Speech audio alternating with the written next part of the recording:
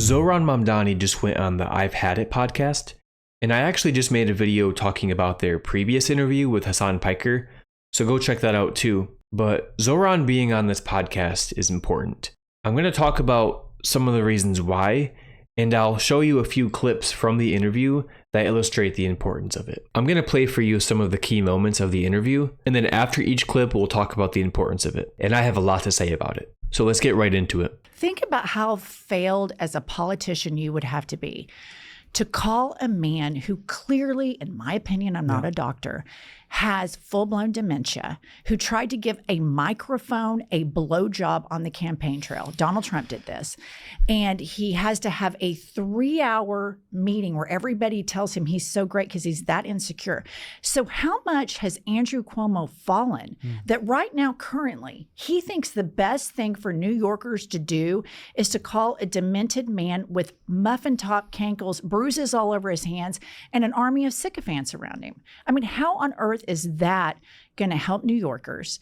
And then that makes me question his judgment. It makes me question Andrew Cuomo's judgment, because I wouldn't call Donald Trump if he were the last person on the planet for advice.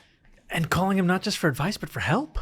Right. Zohran's opponent, Andrew Cuomo, who he just beat in the Democratic primary and who's probably running independent now, has reportedly been talking to Donald Trump and trying to get advice as to how to navigate beating Mamdani in New York. Now, you know that Trump is from New York, but the point is, New Yorkers hate him. New York City specifically voted in an overwhelming majority, against Donald Trump in 2024. So their point is, how out of touch do you have to be? And what does it say about your connectedness to the voters, to the Democratic base in the city when you're trying to get Donald Trump to help you out? I'm sure someone out there will give a well thought out, nuanced take to this situation.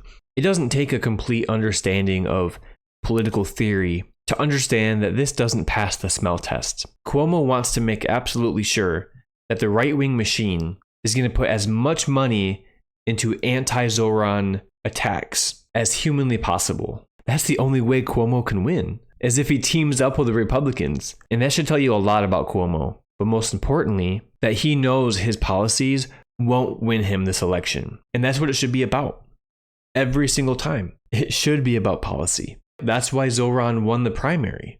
It wasn't because he was good looking. It wasn't because he had great social media presence, which he did, but it's because a majority of New Yorkers got behind his progressive policy initiatives. And he laid out very clearly the policies that he wants to enact once he becomes mayor. And a majority of the city got behind him. It's that simple. Because Andrew Cuomo's path, in his mind, is that Donald Trump intervenes in this race and makes what is a 4-person race into a 2-person race. And he does that by getting Eric Adams and Curtis Sliwa out of it, such that it's a one-on-one with Andrew Cuomo. Now, it's difficult for Andrew Cuomo to understand, but he would also lose that race as well. Right. But still, he is trying everything he can do, not just to ask Donald Trump, but to say, can you help me? Can you actually make this a race that is easier for me? I'm from Oklahoma, so I'm way far removed from this. But I've never heard of anyone that's been a New Yorker that's like rah Donald Trump. So I find it odd that somebody who is so deeply unpopular in New York City, that Andrew Cuomo would go to him for help. That makes no sense to me. Well, first I have to say that the first play that I starred in middle school was Oklahoma. Really? Where the wind comes sweeping down the plains. Yeah. I was Curly. Really? Oh. Jumping toadstools. That was one of my lines. That's amazing. They put a lot of makeup on me. Yeah. But Uh-oh. You hear that, guys? Zohran Mamdani once wore makeup for a school play. Take a guess as to how many right-wing commentators are going to take this clip and make the headline, "Breaking: Zohran Mamdani is a dangerous transgender crossdresser." Just kidding. Actually, I'm not really. There might be people who actually say that. Shamelessness knows no limits in MAGA content world. People that live in all of these flyover spaces that hear that, we're smart enough to know that they hear this bit of news and that bit of news, and it's going to resonate. And I'm worried that the message that you have, which is obviously where the Democratic Party needs to be, centrist politics led us to this moment. And I'm worried that some grifters on the right are going to misdirect this whole thing. And I'm wondering if you had any thoughts on that and where the party needs to go, because you've got two women from Oklahoma here that are like, this is the message. Thank you. I mean, truly, it really is the message. I said the same thing about their interview with Hasan Piker. These two conservative-coded white women from the American South have an audience that is chock full of moderate women who might lean right and who are looking for a better path forward. Their show is doing vital work in bringing in moderate women, Southern white women, and of course other demographics as well, but mainly those. That's who their main target audience is. Bringing them in and deprogramming them in their beliefs that socialism equals bad. Now, Zohran isn't a socialist. He's a democratic socialist. Two different things, right? But the false narratives remain the same for both. Zohran being on this podcast is doing a lot to desensitize resistant liberals, potentially undecided moderates. It says a lot about where the Democratic base is, that they've latched on to a mayoral candidate in one city. This isn't a candidate that's running nationwide.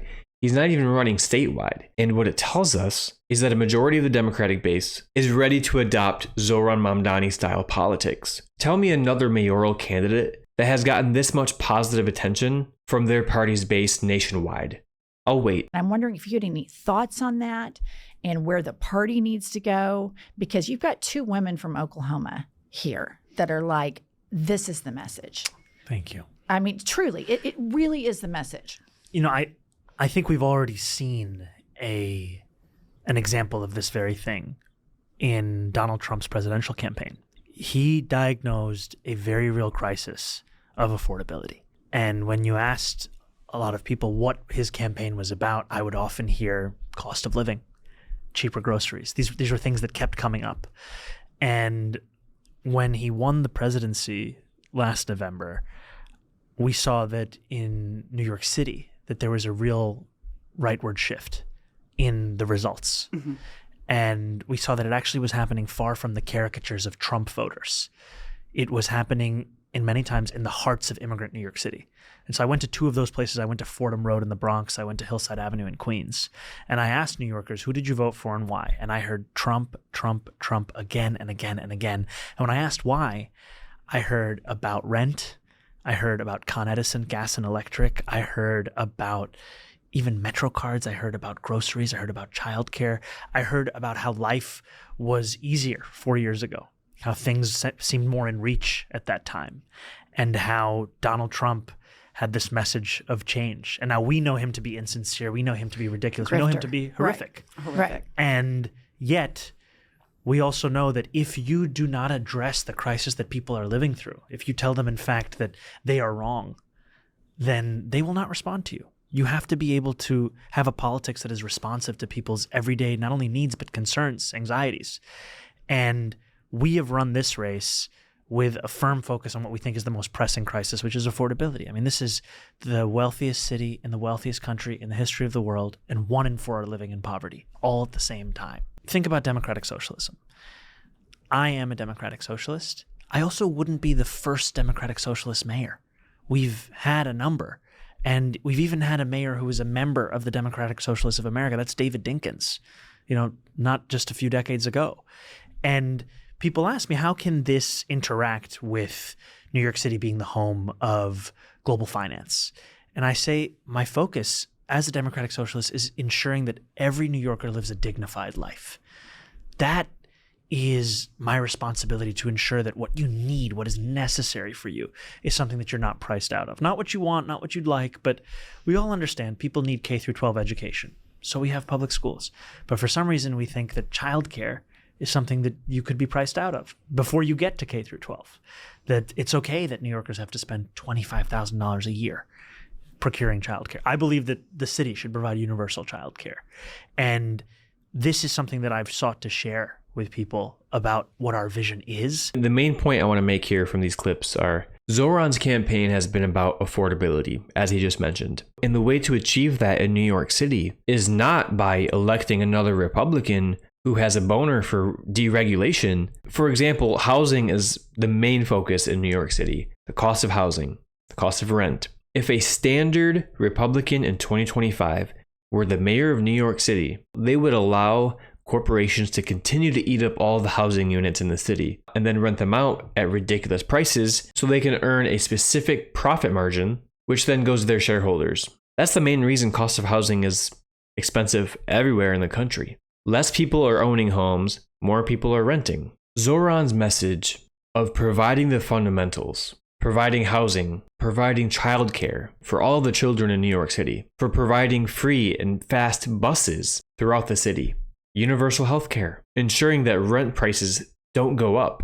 I don't know if you noticed this, but none of his campaign has focused anything on the culture war issues that Republicans love to pretend that he's about. They love to attack the Democrats' previous obsession with identity politics, but then they use identity politics to attack Zohran because they know his policies, or maybe they don't know, but his policies are based, people do want them. So what do they say? They say, you're really going to elect a Muslim mayor? You're really going to elect a brown mayor? You're really going to elect someone who wasn't even born in New York City or wasn't even born in America? And this is what the Democrats should be focusing on, is channeling what the government does best. It's when they are fully funding effective social safety net programs, like a fully funded Medicare, Medicaid, single-payer healthcare, city grocery stores, universal childcare. If any combination of those policies were enacted